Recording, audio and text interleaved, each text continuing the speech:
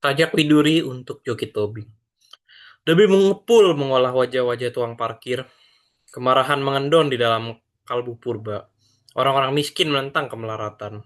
Wahai Joki Tobing, kuseru kamu, karena wajahmu muncul dalam mimpiku. Wahai Joki Tobing, kuseru kamu, karena terlibat aku dalam napasmu. Dari wis kota ke bis kota, kamu memburuku. Kita duduk bersandingan, menyaksikan hidup yang kumal, dan perlahan terserirap di darah kita. Melihat sekuntum bunga telah mekar dari puingan yang masa yang putus asa.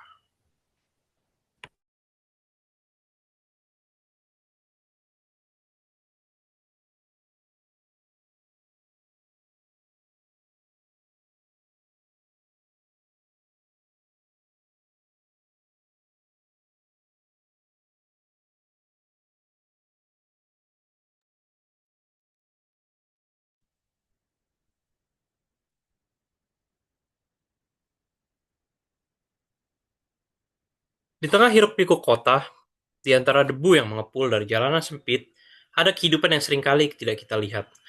Dari situlah W.S. Rendra menulis sajak untuk Joki Tobing.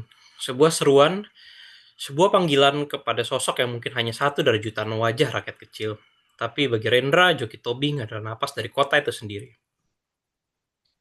Membaca puisi ini untuk pertama kalinya kita langsung dilempar ke suasana kota yang keras, debu mengepul, kemarahan mengendon, orang-orang miskin menentang kemelaratan.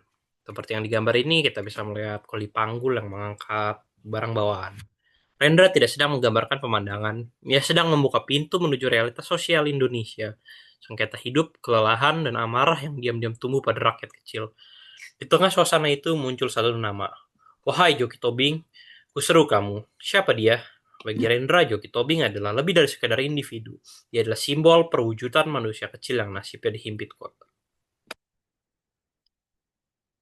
Pada puisi ini, eh, aku lirik yang digunakan adalah karakter bernama Widuri. Ia memposisikan diri sebagai sahabat, saksi, dan mungkin juga saudara seperjuangan bagi Joki Tobi.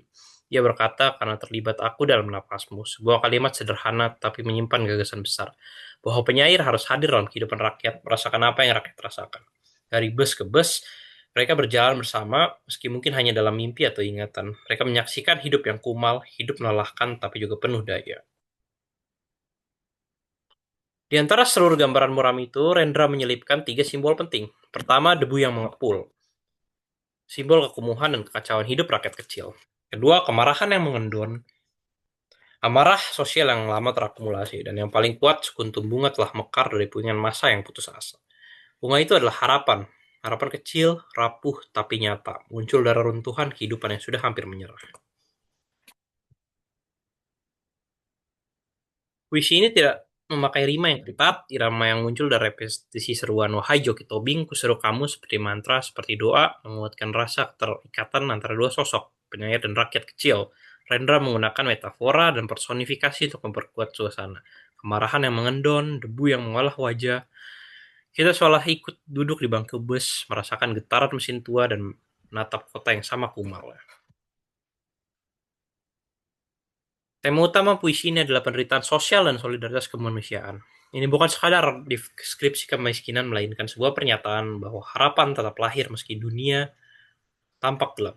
Pesannya jelas, penyair tidak boleh berdiri jauh-jauh dari realitas. Ia harus terlibat, harus menyatu dengan napas orang-orang yang terpinggirkan. Ada puisi ini muram, getir, tapi penuh empati. Kita dapat merasakan debu yang menempel, kemarahan yang menekan, dan kelelahan yang merayap. Namun pada akhirnya, ada sesuatu yang membuat puisi ini tidak sepenuhnya gelap. Kehadiran bunga kecil yang tumbuh dari keputusasaan. Sebuah lembutnya harapan di tengah kekerasan hidup. Dalam hidup, kita semua merasa seperti Joki Tobing, diburu keadaan, lelah, atau tersesat dalam kemelaratan. Bukan hanya materi, tapi juga batin. Namun seperti yang Rendra tunjukkan, selalu ada sesuatu yang mekar di antara puing-puing itu. Harapan kecil, manusia kecil. Dan kehidupan yang tetap berjalan, kita jika harus diringkas dalam satu kata, puisi ini adalah tentang keterlibatan. Keterlibatan hati, keterlibatan kemanusiaan, dan kesedihan untuk melihat manusia lain apa adanya.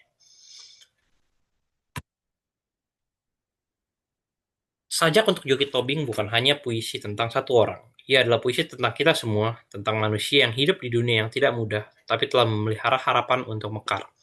Terima kasih sudah menonton. Jika kamu punya pembacaan lain tentang puisi ini, tulis di kolom komentar.